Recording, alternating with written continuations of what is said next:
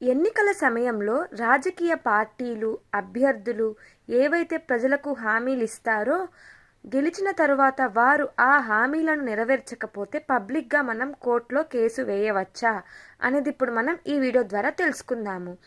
సాధారణంగా హామీలు నెరవేర్చకపోతే మనం కోర్టులో కేసు వేయడానికి వీలు ఉండదు.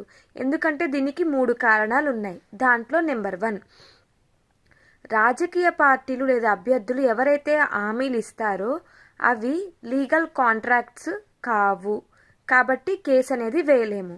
నెంబర్ 2, అవి రాజకీయ ప్రకటనలు, పాలసీ ప్రామిసెస్ మాత్రమే, కాబట్టి మనం కోర్టులో కేసు వేయడానికి వీలుండదు. కోర్టు ఈ పాలసీ డెసిషన్స్లో ఇన్వాల్వ్ అవ్వదు, కాబట్టి హామీలు నెరవేర్చలేదని చెప్పి పబ్లిక్గా మనం కోర్టులో కేసు వేసే అవకాశము లేదా వీలు అనేది ఉండదు.